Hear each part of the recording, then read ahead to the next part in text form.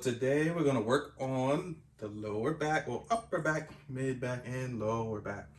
And so when you come home and you got your significant loved one, side piece, bun, now or later, Twizzler, whoever it's going to be, you give them the show enough. And that's what we're about to do right now. Okay, so we're going to heat up the oil, and it's going to be a little warm, so just let me know if it's too much, okay? And then we're going to your shape body. This is just to spice things up sometimes when you come home and you don't want the regular massage, you want something special.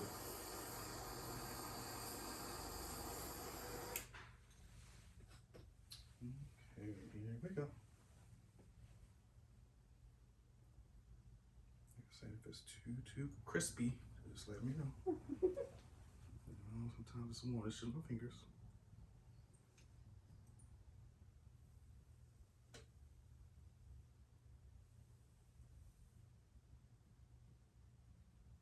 Not too bad.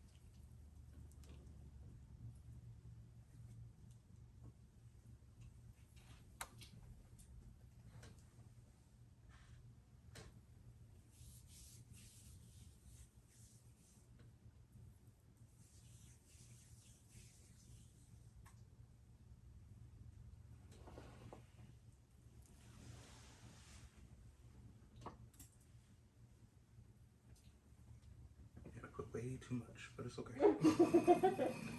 Oh, that's so big.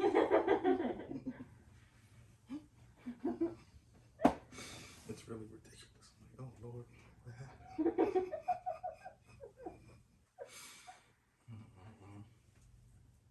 So we go slow. We go down the back, nice and slow.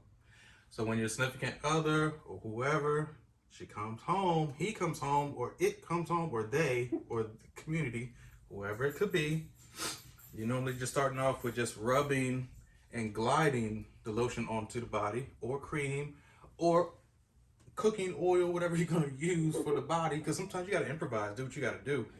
Trust me, she's not gonna get mad at you for giving her a wonderful massage with cooking grease. But avoid that at all costs. But if you have to, baby oil, lotion, something. Lotion's gonna dry out, but shea butter is awesome. So pretty much I'm just putting or applying the lotion or cream to the body. Just nice, gentle strokes. So normally I'm gonna stand in front of her, directly in front of her.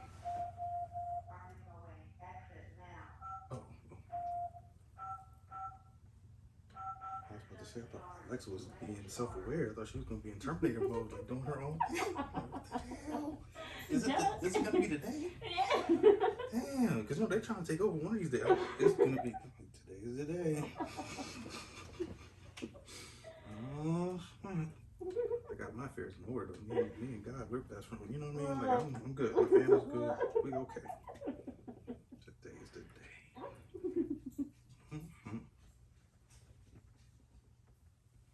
Okay, so I'm standing right in front of her. When you stand right in front of your client or whoever's going to be on the table, make sure you have enough space to where you can back up. We don't want anything dangling. We don't want anything hitting, anything, especially your lotion bottle. Your lotion bottle can be misconstrued as a hard object. We all know what that means. So if you have that lotion bottle right here and it hits her head, like, what is she going to think? Like, okay, what the hell was that? What are you hitting me with? It could be misconstrued as something else. So be careful. Make sure you have wiggle room, space. Poke your butt out the other way. Keep it moving. I know your back starts to hurt a little bit, but hey, I don't have too much space. This is only for enclosures at people's houses. Make sure you have some space. So I'm behind her. I give nice, welcoming glides down the back, around the sides, underneath. and you're just pulling back slowly. Again, forward, down the spine, and then you're pulling back. Once again, and you're doing it with me. Both hands, if we're leaning forward, all you're doing is letting your body weight do the pressure. You don't have to do anything with your muscles. Gravity, slide down the back, around the hips, underneath. And when I say underneath, I'm literally putting my fingers gliding underneath her stomach and then pulling backwards, okay? So again, forward. Again, I'm letting gravity do all the work. Around the hips, underneath the stomach, and then you pull back.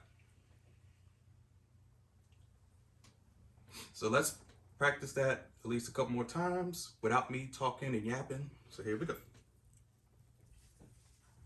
You should be following along.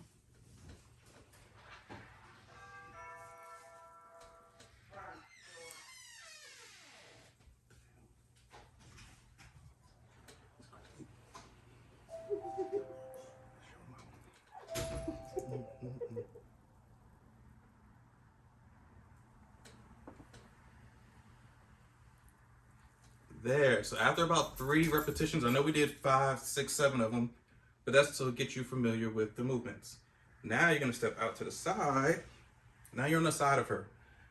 Me, I like to have one leg going towards pretty much diagonal of her shoulder area across her back. So if I'm this way, my kneecap is facing that way. This leg, this kneecap is facing this way. So I'm literally at a horse stance or archer stance or a fireball stance. You're about to give a Hadouken or whatever, or one of those Pokemon fireball moves or whatever you're gonna do. Make sure your stance is good to go. So now, like if I'm in a fighting stance, then yeah, I'm grounded, I'm good to go. So if somebody comes at me, you know, I'm ready to take them out, or hopefully we don't have to fight at all. There's too much violence in the world nowadays, be careful. But anyways, make sure you have a nice little warrior stance or archer stance. And when you have that nice archer stance, you can now glide one hand. This hand is the chaser hand. This hand is just gonna chase right after this hand. Like cops and robbers. Well, hopefully these days I wish cops just chased you without shooting you and stuff like that. But, you know, people are crazy. So you don't have to have that analogy. You can just have like 2 dogs chasing each other or a dog chasing a cat. This is the cat, this is the dog, chasing after each other. Now this hand, it goes to the side, comes to the side, and then you can start again. So one after another. And if you notice, this hand right here, the forward hand, comes down to the side, this hand goes down, so they meet each other right here, but they cross. Right about here. So now it's a cross section. So see how my hand is kind of in the way, like I can't move? This hand goes over. And then you continue again. So over. Over. So we're going to practice that together. So we're going to start. Oh, he's running, she's running, the cat's running, the dog. Side by side, cross over, run again, cross over. Excuse me, Canada Dry is coming up on me. Burping. And that's pretty much it. You're just going over and over and over, and then you're crossing over each other, crossing over each other, crossing, almost like a dance or whatever you're gonna do. And Soul Train. So let me stop. They don't even have that show no more. So the Soul Train dancers, man, they was always doing something to move. And I don't even know why I'm thinking. Anyway, I'm old. I'm getting up there. So from your side of the body, when you're at the side of the body, again, you have like a nice little warrior stance or whatever you're gonna do. Come in with both hands, go forward or towards the spine. We don't want to go across the spine at any time. So be careful. Both hands, forward. Then you separate again, you can go down, go forward, and then you separate. Always check in with your client to see if that's too much pressure. How was that? It's okay? It's good? All right. So since she says it's good, then we're gonna go ahead and go a little bit deeper.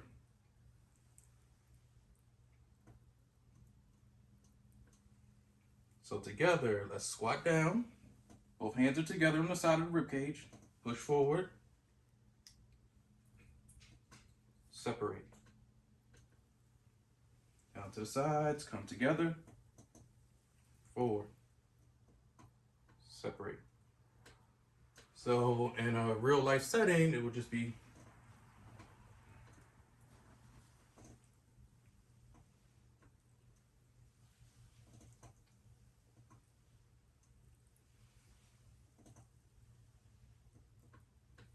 just that fast. So now we're gonna go to the opposite side. All right, so now that we're on the other side, let's just say we did all the movements for both of those sides. Now I'm gonna try to do a little bit of deep tissue. This foot or leg is forward. So I can lean forward towards you. This leg is pretty much just my backup or jump off leg. So I have a nice little stance. This hand, same thing, comes down. This hand's gonna chase. But if they want deep tissue, then all you're going to do is dip down right in that shoulder area and then use your elbow. Slowly glide down the back. And then come right back up. So again, chase. This hand's chasing after the other hand. You're sliding down the back. Sort of about right here, mid-back, you're gonna slide down to where your forearm is literally right in her neck, or the crook of the neck, okay? So right in here, and we're just sliding down, it's nice and slow. This hand right here can stay here if you want to, or you can just slide it to the side, and this goes down at the same time. So again, you're here, this hand and this hand, they both meet each other right in the middle, and then cross over. Okay, so it's here, they're both meeting in the middle, slide down. Down, this one comes after it, but they're side by side. As soon as I get like halfway, they're both meeting each other, then I switch my full body weight. Okay, so again, chase. Remember, this hand is down at the lower body and it's gonna come right back up. This one's still sliding down, they meet right here. Once they meet, I know to go down and use my forearm.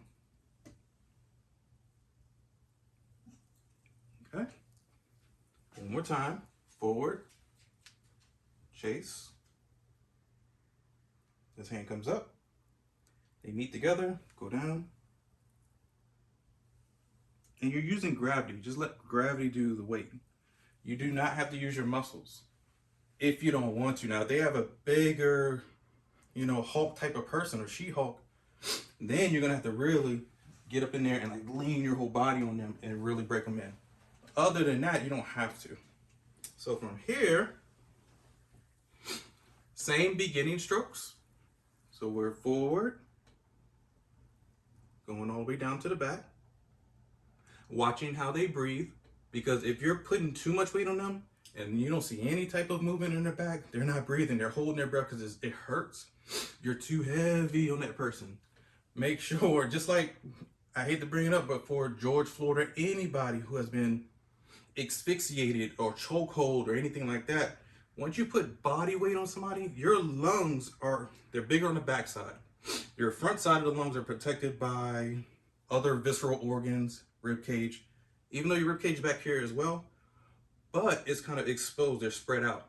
So the lungs on this side, they can take in more air, but also if you add too much weight, it's literally like if I'm 200 pounds and I'm putting my full body weight on somebody, your lungs are literally lifting 200 pounds. So I don't know too many athletes or gym, extreme athletes in the world who can let somebody sit on their back and let their lungs bench press their body weight. That's kind of almost impossible.